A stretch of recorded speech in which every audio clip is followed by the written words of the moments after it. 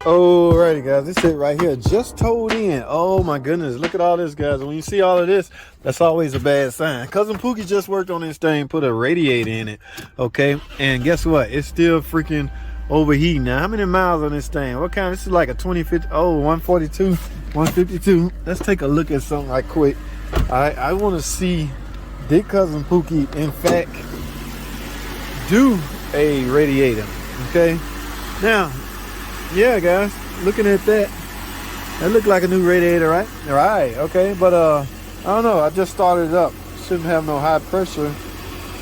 Okay, yeah, full of coolant, my reservoir's full.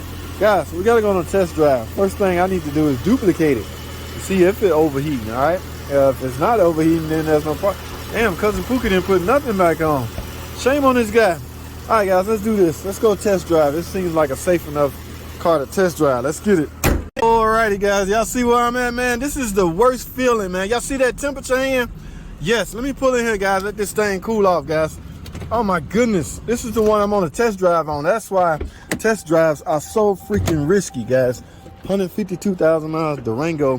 Cousin Pookie just put a radiator on it, right? So I'm out driving it, trying to see if I can duplicate it. Look, he even put the cover back on there. Yeah, it's a brand new radiator, guys. Now, one of two things, guys, because remember, my heat, well, y'all don't remember, but the heat is not as exactly scorching hot like it should be. So one of two things Cousin Pookie didn't do. He didn't properly bleed it, or it just got other problems, okay? Now, one thing you can do, great. That's hot. And grab the bottom. Just doing some temp comparison. They both, that one's a little cooler than this one. However, I had to pull over, guys. Remember, it's all aluminum. If you run this engine, if you run it extremely hot, you can start warping heads. Y'all stay tuned. Alrighty, guys. I've been in the gas station 5-10 minutes. Hopefully this thing done cool down by now, because I cannot drive it. I refuse to drive this thing in an overheated state. Remember what I told y'all. This is a long video, by the way. It's all aluminum engine. Cannot withstand any kind of excessive overheating. Man, you would get symptoms like blown head gaskets, and people actually go in and replace head gaskets. These are multi-layered steel head gaskets. All right, what are the chances this soft aluminum cylinder head is giving out before those multi-layered steel head gaskets give out? Great. Yeah, not that the head to give out, it just warp. Okay, remember guys, it's soft aluminum. All right, it'll try to expand once it cool down, expand or retract back and forth. It will never be the same once they overheat. That's why a car, when I get a complaint from a customer and it has once excessively overheated, they done. You get an engine. Okay, you're gonna get an estimate for an engine from me. All right, now, like I say, the only history on this thing is Cousin Pookie. Let me see, matter of fact. Yeah, that look new. That's new, guys. That radiator. We just had the radiator replaced. That's what she said. I said, who did it? Let me guess. How'd you guess? Yes, Cousin Pookie. Well, anyway, guys. Now, if they replaced the radiator because... Now, let me explain it like this. If they replaced the radiator because the radiator was physically leaking, and there was no overheating concern, only thing that was a problem was the radiator was leaking coolant. In other words, the complaint is coolant leak. Okay, yes, because you can have a coolant leak and not have an overheating concern. Let's say the complaint, she took it to Cousin Pookie and told him, I see coolant all over the ground. Ma'am, is it overheating? No, it's not overheating. I just see a lot of coolant. Okay, we found your coolant leak. It's the radiator. She say, do it. All right, he did it. Now she's having overheating problems. So you can look at it from this standpoint. If she have an overheating problem after the radiator was replaced, you can look at it like this. Cousin Pookie did not properly bleed the system.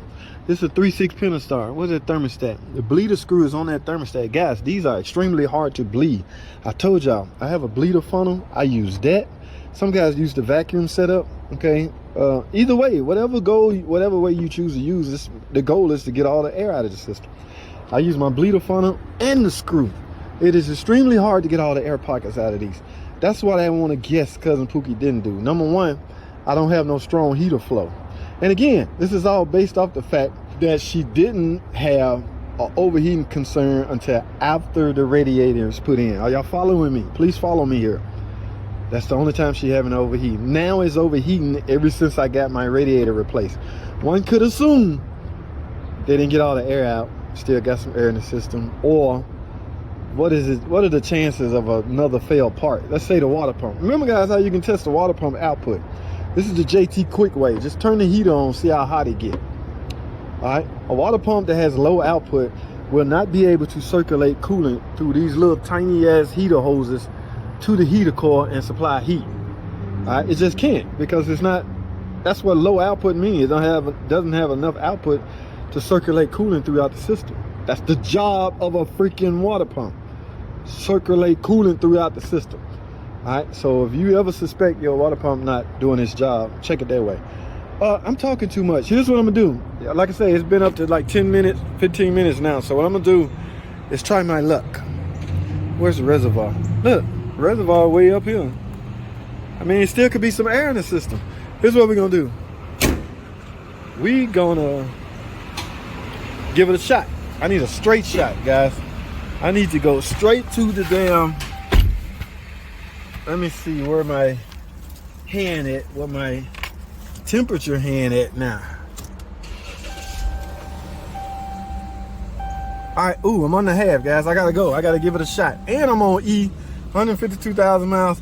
All right, let me leave this gas station. Let's get us a shot, guys. Y'all stay tuned. Hold tight. Alrighty, guys. It's your boy. I made it in the shop, guys. Where my hand at? Ooh, not quite on H. Let me hurry up and shut this thing down, guys. Remember what I told y'all about? It's all aluminum cylinder head, all right? So let me shut this thing up and get it in the stall, and we're gonna go through some tests, all right? Y'all will hold tight, man. Don't go anywhere. I'll be right freaking back. Alrighty, guys. Like I say, we're back in the shop. I have let this thing cool down enough. Now, my goal here, make sure there's not a lot of pressure on. There's not a lot of pressure on the hose, which means it's safe to remove this, guys. Never open this up if there's pressure in the system. In fact, wait till the car cools down before you open up anything cooling system related. Here's my goal. Yeah, look, it drunk all of that. All that coolant that was in here. Guys, I'm suspecting this thing is simply was not properly bled. Okay? Too many signs pointing toward that. Alright? Number one, like I say, the heater is not hot like it should be. Meaning there's no coolant flow going through it like it should be, because there's not enough coolant in it because of an air pocket. Remember, air pockets create space, right? Yeah, and that space can take up pressure space that coolant should be in. So here's what I'm gonna do. The same strategy I do on every coolant system repair. I bleed it. All right, everybody bleeding procedure varies and different, guys. The goal is to simply get all the air pockets out. So whatever way you like to do, or whatever way you have put in place, just do it. Okay, that's what I'm thinking happened here. Guy simply did not properly bleed the system. She didn't have this overheating problem until after the radiator was done. All right, so what does that tell you? Right, so let me do this. Let me go get some coolant. Remember, guys, I pull double duty. I use my bleeder funnel as well as the bleeder screw right there. Loosen that. And I want to see, so what I'm gonna do is measure how much go in. If I take almost a gallon or half a gallon in, yeah, it was simple. The system was not full, but I don't know yet. So let me go grab some coolant and my Phillips head screwdriver to unloosen that bleeder screw and see what happens. Y'all stay tuned.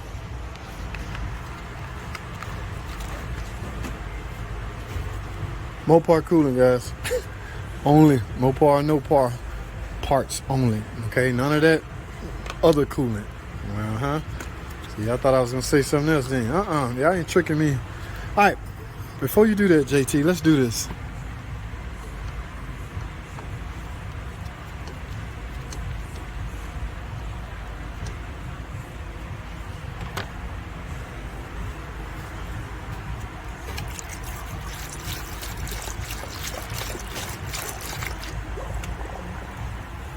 Wow, y'all see that? Guys, this is drinking way too much coolant. Let me look at my, it hasn't started coming out yet. Guys, this is a chances are, this is a big chance this was my problem. Damn Pookie just didn't bleed the system.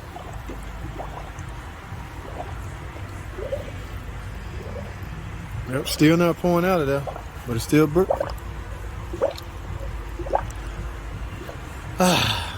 feels so much better. And it don't take much, guys. That's the thing. Okay, in some brutal extreme cases, look at that. It's still not it's not coming all out. There's still some air pockets. Okay, now how do we get that remaining air pocket out of there? In some cases, extreme cases, I would start the car up and run it.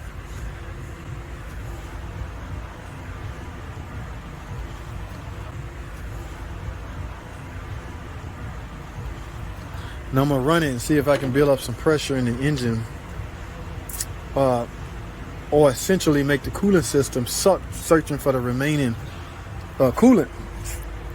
Trying to get all the air pocket out. I'm gonna turn the heat on so the coolant can circulate as well. All right, y'all stay tuned, man. I'll be right back.